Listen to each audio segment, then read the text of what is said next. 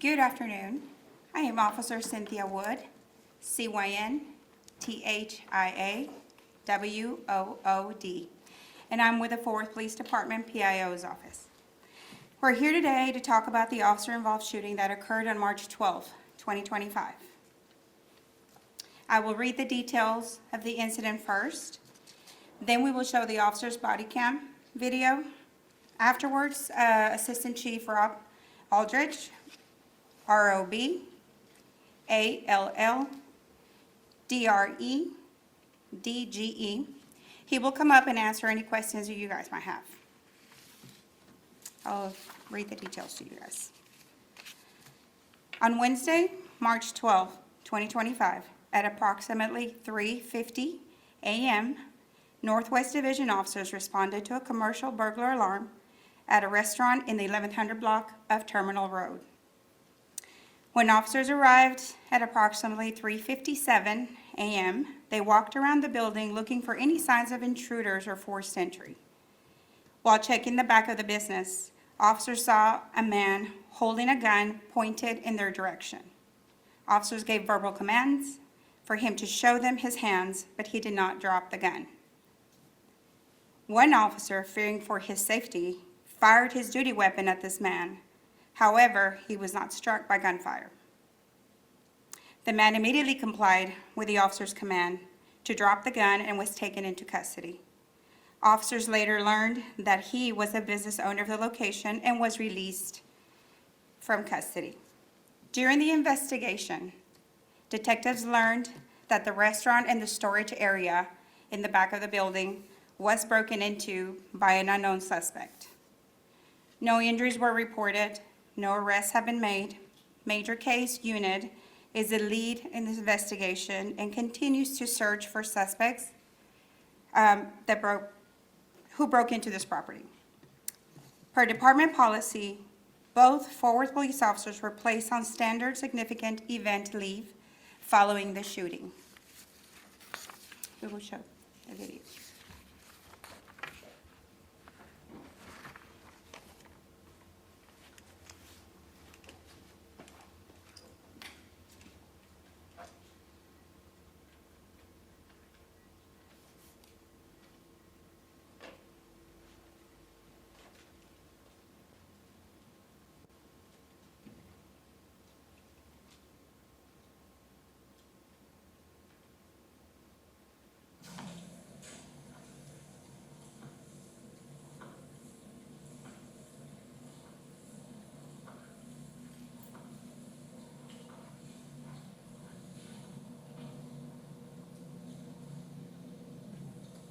Yo, show your hands. Stop! Show me his right down!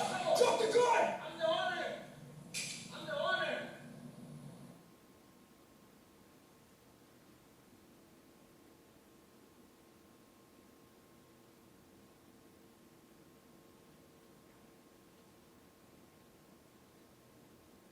Stop! Show me his right down!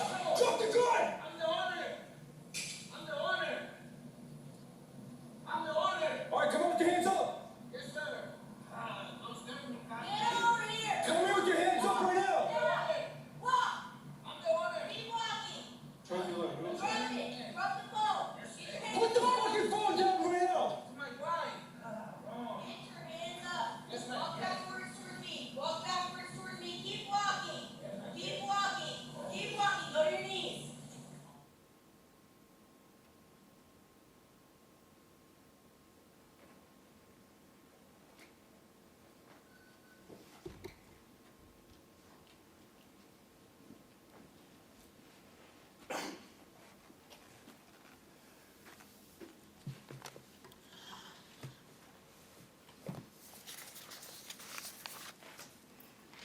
Good afternoon. I'd like to thank Officer Wood for the introduction and getting us kicked off today. I want to thank each of you for being here today.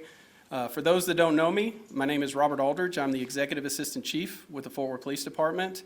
I recognize some of you from our council meetings or from other police incidents, and it's good to see you here again today. I'm grateful to stand before you today to say that none of our officers, the business owner, or citizens were injured or killed during this incident. There are 1,000 different things that could have occurred during this call that could have changed the outcome. But fortunately, that was not the case during the early Wednesday morning hours. As we saw on video, there was a gap in communication between the owner and the police officers. The officers were unaware that the business owner was on scene, and the business owner was unaware that the officers were on his property. At 3:45 in the morning, our 911 communications center received a phone call from it was a commercial burglary alarm from an alarm company. The call details indicated there was high probability that somebody was on scene. Prior to the call being dispatched, there was another call that came in, and there were additional details added to that call sheet that basically said the alarm company spoke with an individual who had checked the cameras, had a valid passcode, stated the door was open on site, requested dispatch, but did not indicate if they were going to be responding to the scene or not. At 3:50 in the morning, our officers were dispatched and arrived 7 minutes later and started searching the property, and that's when the officer-involved shooting occurred. Fortunately, the business owner immediately threw down his weapon and identified himself. Officers then de-escalated and momentarily took the subject or the business owner into custody so they could verify his identity and make sure that there was no other potential threats on the property. It's important to note that we value our partnerships with businesses in Fort Worth, and our neighborhood patrol officers play an essential role building these connections every day. We also encourage our patrol officers to go by these locations as well whenever their call load permits. At this specific location, many officers from varying agencies have had a meal there, including our Fort Worth officers. The 2 officers that were on scene for this critical police incident have been with the police department for 3 years. At this time, I'll open it up for questioning if you guys have any questions. When this first came out, as y'all put out the information that it was a property owner and a Fort Worth officer, the public immediately started talking Tarrant-county and tarrant-county Jefferson. How have y'all gone about dealing with those kind of conversations with the public who compare the owner was on his own property? Right, But he did, as you said, he didn't say, I'll be there too. right. What goes on with something like that? So, I mean, it's been about 6 years since the Tatiana Jefferson shooting, and I understand that there are maybe some similarities with this case compared to the other one, but there are also some substantial differences with this one as well. This one, we had some information that indicated there possibly was somebody on the property. We had an alarm company that gave us that indication. This was a business that was closed. Nobody should have been there. It wasn't a private residence.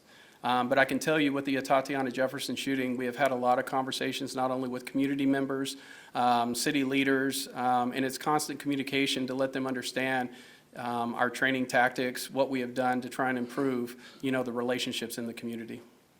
What is the message to business owners in situations like this who call the police for help, knowing that their business has been compromised, but yet go to the business before police get there?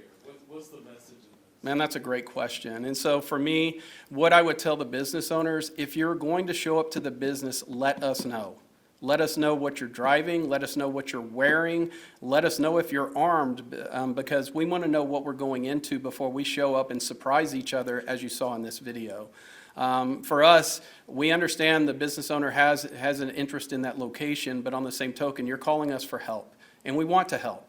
No officer wants to go, and no officer woke up today saying, I want to shoot my firearm. I want to shoot at somebody. They were presented with a threat. They reacted to the threat.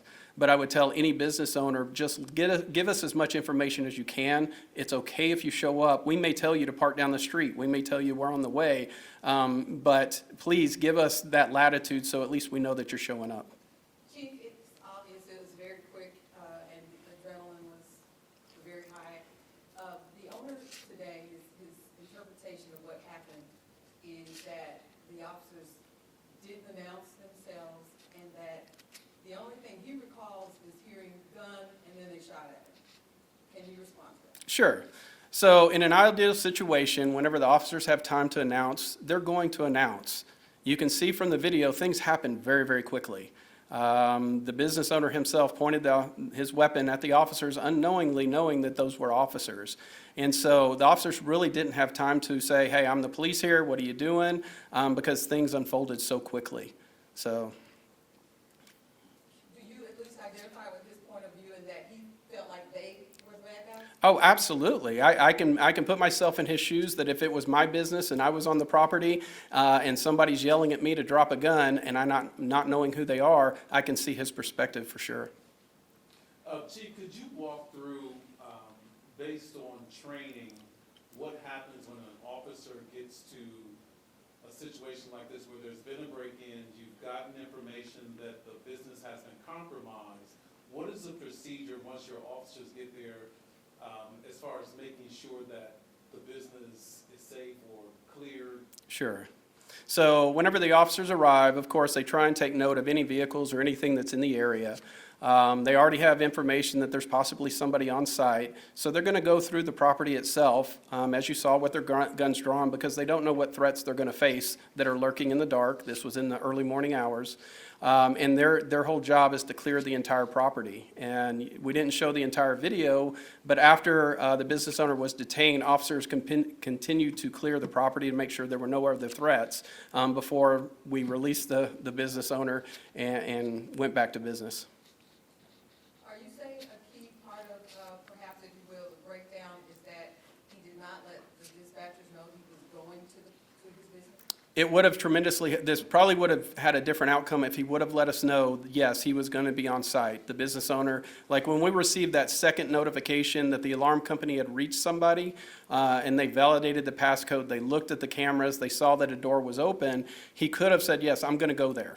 And we could have probably gotten a lot more information about, okay, what vehicle are you driving, what are you wearing, so we can let the officers know whenever they show up. With that being said, are y'all gonna implement, or do y'all usually ask the business owners when they confirm something like this, are you going to the location, or, hey, if you are, can you stay down the street? Or is that gonna be something y'all are gonna implement now with the call? So one of the challenges with commercial alarms is that we receive the information from the alarm company. So all that information, we have to go back through the alarm company to pass that on. But I can tell you that our dispatchers, if they know that somebody's going to be there, they're going to be asking more questions about the details of the individual, what he's wearing, and we would ask him to stay down the street. That, listen, we're on the way, we will check out your business, and we will contact you as soon as we see that it's clear. Even though he announced he was the owner, how long did it take police to confirm he was the owner? It didn't take very much longer after that encounter. So once they kind of cleared the building itself, recognized there were no other potential threats that were there, they were able to identify him and get that cleared up pretty quickly. Can you talk about, I want to make sure I got the scenario right. It looked like when you slowed down the video that he pointed his gun first at the officers prior to the shots. Is that correct? That's pretty much the perspective I got as well, yes. We have time for one more question. Does the owner face any type of charges? No, none whatsoever. He's allowed to protect his property.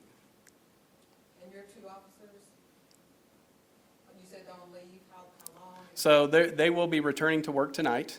They completed their significant event leave as of tonight, so they will be reporting to work tonight. And is it two? 3. 2 officers, 3 days that they were off. Okay, thank you, ladies and gentlemen. Thank you, Chief. We do have the link for the video on our media portal, so make sure you have access to it. That way you can get a copy of the link on the media portal. Thank you so much.